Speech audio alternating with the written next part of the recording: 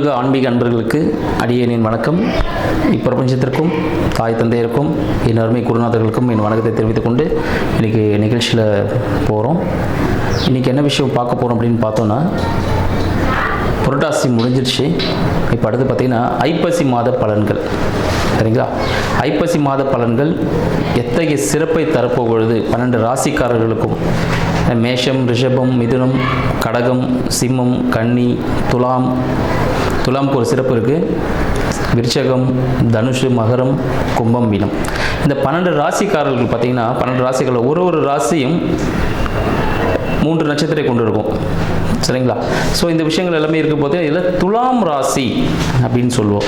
இந்த துலாம் ராசி ஐப்பசி மாதத்தில் துலாம் ராசிக்கு என்ன விஷயம்? ஏன்னா எடுத்ததுமே நம்ம துலாமில் போயிட்டோம். ஏன்னா ஐப்பசி மாதத்தை துலா மாதம் அப்படின்னு சொல்லுவோம். ஏன்னு பார்த்தீங்கன்னா, கண்ணியில் இருக்க சூரிய பகவான் என்ன பண்ணுறாரு, இந்த மாதத்தில் துலாமில் சஞ்சரிக்க போகிறார். ஸோ துலாம்னு என்னதுங்க? தராசு. துலாமோட சிம்பிள் பார்த்தீங்கன்னா தராசு. அவங்க எடை போடக்கூடியவர்கள், ஒரு நியாயமாக நடந்துக்கக்கூடிய பர்சன் யாருன்னு பார்த்தீங்கன்னா இந்த துலாம் ராசிக்காரர்கள் சொல்லலாம். துலாம் ராசியோட அதிபதி யார் அப்படின்னு பார்த்தீங்கன்னா, துலாம் ராசியின் அதிபதி சுக்கிர பகவான். 1க்கும் 8க்கும், ரிஷபத்துக்கும் அவர் தான். சரிங்களா? துலாமுக்கும் அவர் தான், ரிஷபத்துக்கும் அவர் தான். 1க்கும் 8க்கும் அதிபதி சுக்கிர பகவான். இப்போ சுக்கிர பகவான் எங்கே இருக்கார் அப்படின்னு பார்த்தீங்கன்னா, கன்னியில் இருக்கிறார். சுக்கிர பகவான் கன்னியில் சஞ்சாரம் பண்ணிட்டு இருக்கார். இப்போ என்ன மாதிரி விஷயங்கள் நடக்கும் இந்த துலாம் மாதத்தில் பார்த்தீங்கன்னா வேறு என்னென்ன விஷயம் நடக்குன்னு பார்த்தீங்கன்னா, கந்த சஷ்டி, சூரசம்ஹாரம், ஸோ இந்த நிகழ்ச்சிகள்லாம் இருக்குது. அடுத்து பார்த்தீங்கன்னா தீபாவளி பண்டிகை, ஸோ அந்த விஷயங்களும் வரப்போகுது. ஸோ இந்த மாதிரி ஒரு சிறப்பு மிக்க ஒரு மாதம் என்னென்னு பார்த்தீங்கன்னா இந்த ஐப்பசி மாதம் அடைமழைன்னு சொல்லுவாங்க. ஸோ பருவகாலம் மாற்றம் நிறைய ஏற்பட்டு நிறைய செல்வ செழிப்புகள் கொடுக்கக்கூடிய ஒரு அற்புத மாதமாக இந்த துலா மாதமாக ஐப்பசி நம்ம எல்லாருக்கும் விளங்க போகுது அப்படின்னு தெரிவிச்சுக்கிறேன். சரிங்க, இந்த காலகட்டத்தில் எந்த பகவான் வழிபடலாம், என்ன சிறப்பு? துலாம் மாதம்னாலே சொன்னீங்கன்னா அந்த துலாம் மாதத்திற்குரிய இடம் எது, எந்த கோவில் போகலாம்? பிரசித்தி பெற்ற கோவில்னா ஸ்ரீரங்கம். சரிங்களா? ஸ்ரீரங்கம்னாலே சுக்கிரன் ஸ்தலம் அப்படின்னு சொல்லுவாங்க. சுக்கிரனோட ஆதிக்கம் மிக்க ஒரு ஸ்தலம் எதுனா ஸ்ரீரங்கம் அப்படின்னு சொல்லலாம். இந்த துலாம் ராசிக்காரர்கள் துலாம் மாதத்தில் ஸ்ரீரங்கம் சயன கோல பெருமாள், சரிங்களா, சயன கோலத்தில் இருப்பார். அங்கே போய் பூஜிக்கும் போது என்ன நடக்கும்? செல்வ சௌபாக்கியங்கள் அனைத்துமே கிடைக்கக்கூடிய ஒரு அற்புத மாதமாக இந்த துலா மாதம் திகழ்கிறதுன்னு சொல்லலாம். இந்த துலாம் மாதத்தில் என்னென்ன பண்ணலாம், என்ன செய்யலாம், 12 ராசிக்காரர்களுக்கு என்ன விதமான ராசி பலன்கள் நடக்க போகுது, என்ன சாதகமான பலன்கள், கடந்த மாதத்தில் என்ன விதமான பாதக பலன்களை நீங்கள் அனுபவிச்சிருந்தீங்களோ அதுக்கு என்ன ஒரு பிராயச்சித்தம், ஒரு நல்ல பலன்கள் இந்த மாதத்தில் கிடைக்க போகுது அப்படின்ற விஷயங்களில் இப்போ நம்ம போகலாம். விருச்சிக ராசி அன்பர்களுக்கு அடியேன் வணக்கங்கள். விருச்சிக ராசி அன்பர்களுக்கு கடந்த மாதம் எப்படின்னா ஒரு ஆவரேஜாக தான் போயிருக்கும். பெரிய சிறப்பான விஷயங்கள் அப்படின்னு சொல்ல முடியாது. சில லாபங்கள் கிடைச்சிருக்கும், சில இடத்துல சில விஷயங்கள் விரயமாயிருக்கும் அப்படின்னு சொல்லலாம். ஒரு ஆவரேஜான சொல்யூஷன் தான். சரி, இந்த ஐப்பசி மாதம் விருச்சிக ராசி அன்பர்களுக்கு எப்படி இருக்க போகுது அப்படின்னு பார்க்கலாம். விருச்சிகத்தின் அதிபதி செவ்வாய் பகவான். விருச்சிகத்துக்கும் மேஷத்துக்கும் அதிபதி செவ்வாய் பகவான் எங்க இருக்கார் பார்த்தீங்கன்னா, மாத தொடக்கத்தில் துலாமில் இருக்கார். அப்போ என்ன ஆகும்னு பார்த்தீங்கன்னா, ஒரு வயிறு சம்மந்த பிரச்சனை, சின்ன உபாதைகள் கொடுத்துட்டே இருந்திருக்கும். தலை சம்மந்தப்பட்ட பிரச்சனைகள் சில இருந்துகிட்டே இருக்கும். இந்த முடி கொட்டுறது, சரிங்களா, தலைவலி அதிகமாக இருந்திருக்கும். என்னென்ன தெரியாது, திடீர்னு வயிறு உபசமாக இருந்திருக்கும். ஏதோ சாப்பிட பிடிக்காமல் இருக்கும். சின்ன ஒரு எரிச்சல் ஏற்பட்டிருக்கும் வயிற்றுல. சரிங்களா? இது போல விஷயங்கள். சரி, கடன் தொல்லைகள் கூட உருவாகிருக்கும். சில பேர் கடன் கூட புதுதாக வாங்கியிருப்பீங்க. ஸோ அந்த விஷயங்கள் எல்லாமே ஒரு பிரச்சனையை கொடுத்து ஒரு மன உளைச்சலை ஏற்படுத்தியிருக்கோம் அப்படின்னு சொல்லலாம். அதற்கெல்லாம் இந்த ஐப்பசி மாதத்தின் பிற்பகுதியில் ஒரு 15 நாள் கழிச்சு, செகண்ட் ஆஃப் ஐப்பசி, ஒரு நல்ல சொல்யூஷன்ஸ் ஏற்பட போகுதுன்னு சொல்லலாம். அதுக்கெல்லாம் ஒரு தீர்வு கிடைக்க போகுது அப்படின்னு சொல்லலாம். சரிங்களா? உடல் சூடு சம்பந்தப்பட்ட விஷயங்கள் தான். சரிங்களா? உடலின் சூட்டை குறைக்கணும் அப்படின்னு சொல்லலாம். உடலில் சூடு அதிகமாக இருக்கும், அதனால இந்த உபாதைகள்லாம் அதிகமாகிட்டு இருக்குன்னு சொல்லலாம். சரி, உங்களோட படிப்பு சம்பந்தப்பட்ட விஷயம், குடும்பம் சம்பந்தப்பட்ட விஷயங்கள் எப்படி இருக்கும்? குடும்பத்தில் சிறிய சலசலப்புகள் ஏற்படும். படிப்பில் கவனம் தேவை. வருமானம் கவனம் தேவை. வருமானம் சார்ந்த விஷயங்கள் மறைமுக வருமானம், ஏதாவது வட்டி வாங்குறது, வாடகை வாங்குறது, சரிங்களா, இல்லை அதில் லாட்ரி அடிக்கிறது, இதை முன்னாடி ஏதாவது பொருள் வாங்கி வச்சுருப்பீங்க, அதை ரீசேல் பண்ணுறது மூலிமா ஒரு ப்ராஃபிட் கிடைக்கிறது, இது போல விஷயங்கள் எல்லாமே உங்களுக்கு சக்ஸஸ்ஃபுல்லாகவே அமையும் அப்படின்னு சொல்லலாம். உணவுகளில் மிகவும் கவனம் தேவை.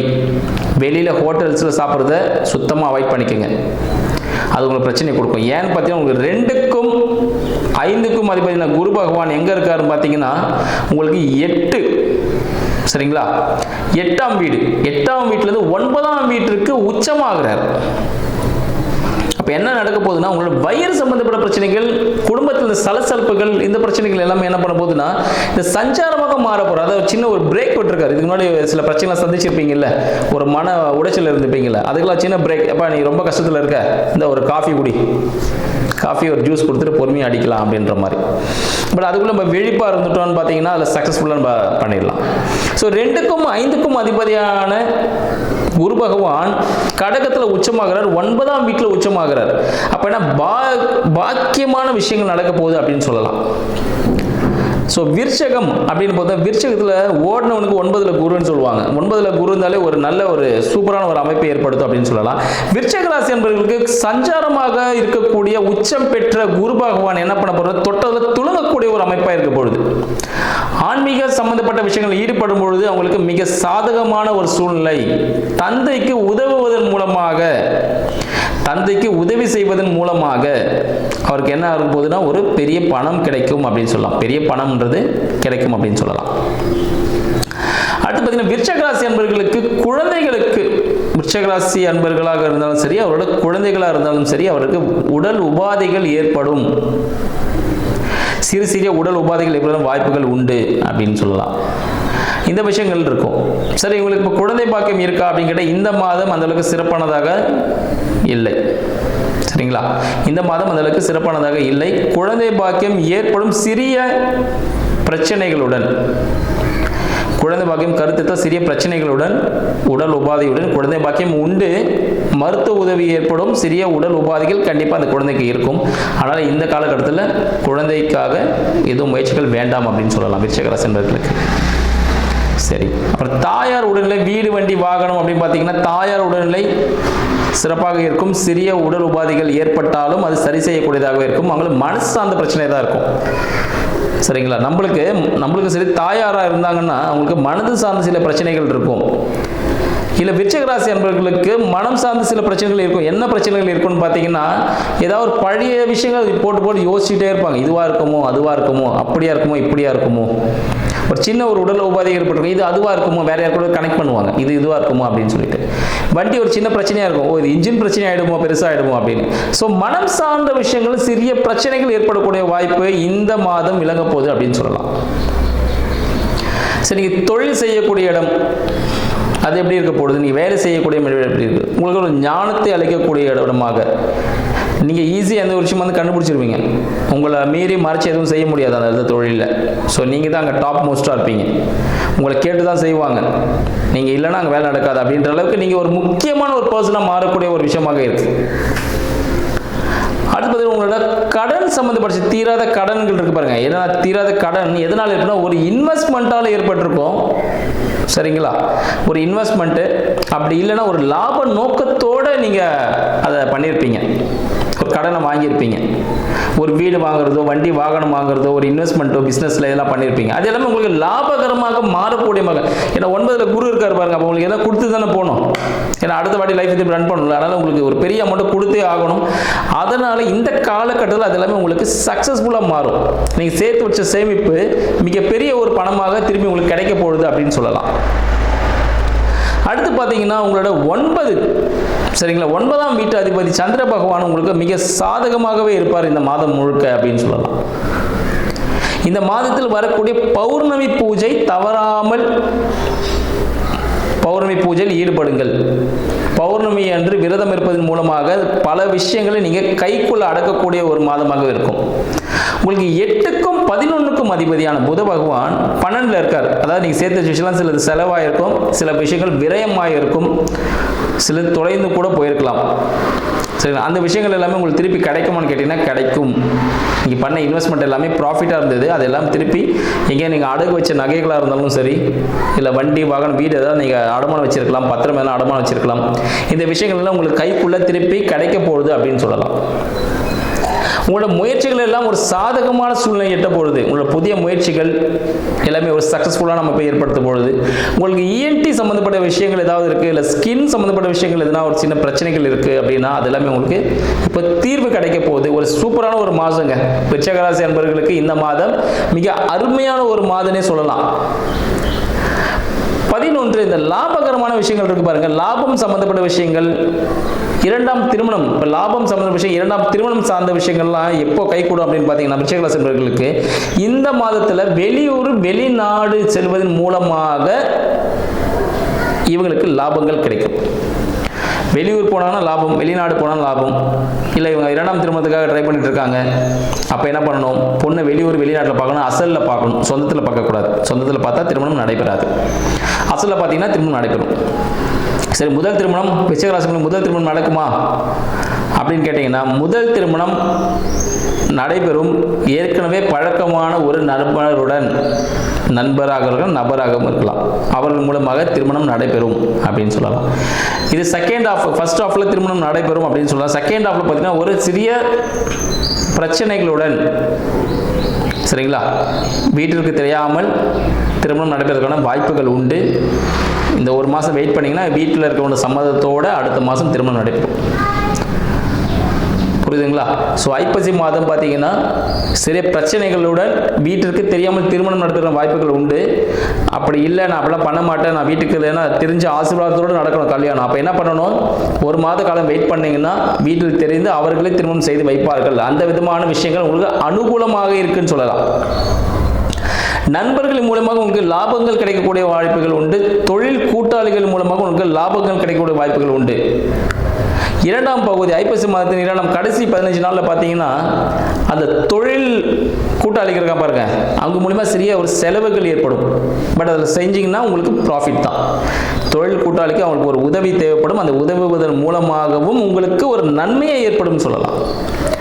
சரிங்க, இவ்வளோ விஷயம் சொல்கிறீங்க சார், நான் என்ன வழிபாடு பண்ணணும்? விருச்சிக ராசி அன்பர்களின் வழிபாடு நான் என்ன பண்ண எனக்கு நல்லா இருக்கும் அப்படின்னா திருச்செந்தூர் முருகன், சனிக்கிழமையில திருச்செந்தூர் முருகன் வழிபாடு செய்யும் பொழுது பல விஷயங்கள் கைகூடும். திருச்செந்தூர் போக முடியலன்னா சனிக்கிழமைன்னு நீங்கள் முருகர் வழிபாடு, முருகர் வீட்டிலேயே வச்சு வழிபாடு பண்ணுங்க, சரிப்படும். இந்த முருகரோட வேல் வச்சுட்டு வழிபாடு பண்ணுறது, இந்த விஷயங்கள்லாம் கொஞ்சம் தவிர்த்துருங்க, சரிங்களா? முருகர் வேல் அதில் வச்சுட்டு வழிபாடெல்லாம் பண்ண வேண்டாம். வேல் வழிபாடு எதுவும் வேண்டாம். முருகர், திருச்செந்தூர் முருகர் அந்த கடலில் இருப்பார், அந்த முருகரை வழிபாடு செய்யும்போது உங்கள் வாழ்க்கை சகல விஷயங்களும் கைகூடும் அப்படின்னு சொல்லலாம். அரசாங்கம் சார்ந்த விஷயங்களில் சிறிய விரயங்கள் ஏற்படும். தந்தை சார்ந்த விஷயத்தில் சிறிய விரயங்கள் ஏற்படும், சரிங்களா? சிறிய ஒரு பெனால்ட்டி அப்படி இல்லை, நீங்கள் ஏதாவது அரசாங்கத்துக்கு செலுத்த வேண்டிய விஷயங்கள், ஏதாவது வரிகள் ஏதாவது செலுத்தணும், இல்லை கட்டணம் எதாவது செலுத்த வேண்டிய அதை செலுத்திட்டீங்கனாலும் போதும். இதெல்லாம் இந்த காலகட்டத்தில் செலுத்த வேண்டியதாக வந்து நிற்கும். ஒரு வண்டிக்கு இன்சூரன்ஸ் வந்து கட்டணும் அப்படின்னு எல்லாமே பார்த்தீங்கன்னா இந்த ஐப்பசி மாதத்தில் வந்து நிற்கும். அடுத்து உங்களுக்கு தொழில் பார்த்தீங்கன்னா, தொழில் சொல்லியிருந்தேன், தொழில் பார்த்தீங்கன்னா மிகப்பெரிய ஒரு அனுபவம் கிடைக்கக்கூடிய ஒரு அமைப்பாகவும் இருக்குது. தொழில் சார்ந்த விஷயங்கள் புதிய முயற்சிகள் மூலமாக விரயம் ஏற்படும், இடமாற்றம் ஏற்படும். தொழில் இடமாற்றம், உங்களுக்கு இடமாற்றம் ஏற்படுறதுக்கான வாய்ப்புகளும் உண்டு அப்படின்னு சொல்லலாம். இது எப்படி நான் சார்ட் அவுட் பண்ணுறது? ஐயா, நான் தொழில் இப்போ இங்கே செஞ்சுட்டு இருக்கேன், நான் திருப்பி இடம் மாற முடியாது, இங்கே எனக்கு செட்டில் ஆகிடுச்சு, அப்போ என்ன பண்ணலாம்? அப்பொழுது தந்தைக்கு உதவுவதன் மூலமாக, தந்தைக்கு ஏதாவது, தந்தை ஸ்தானத்தில் இருக்கவங்க ஏதாவது உதவலாம், சரிங்களா? இல்லை உங்களோட மாமனார் இருக்காரு, மாமான்னு கூப்பிடக்கூடிய ஒரு பர்சன் இருக்காரு, அவர்களுக்கு உதவுவதன் மூலமாக உங்களுக்கு நல்ல வாய்ப்புகள் ஏற்படும் அப்படின்னு சொல்லலாம். மேலும் பார்த்தீங்கன்னா உங்களோட சகோதரர் உறவுமுறைகள், சகோதர உறவுமுறைகள் எப்படி இருக்கும் அப்படின்னு பார்த்தீங்கன்னா சகோதரர் மூலமாகவும் மிக சாதகமான சூழல் ஏற்படும், மனதிற்கு பிடித்த நிகழ்ச்சிகளில் ஈடுபடுவதற்கான வாய்ப்புகள் ஏற்படும் அப்படின்னு சொல்லலாம். ஒரு சக்சஸ்ஃபுல்லான மாசமாக இருக்க பொழுது இந்த விருச்சிக ராசி அன்பர்களுக்கு வாழ்வில் வெற்றி பெற வாழ்த்துக்கள். நன்றி.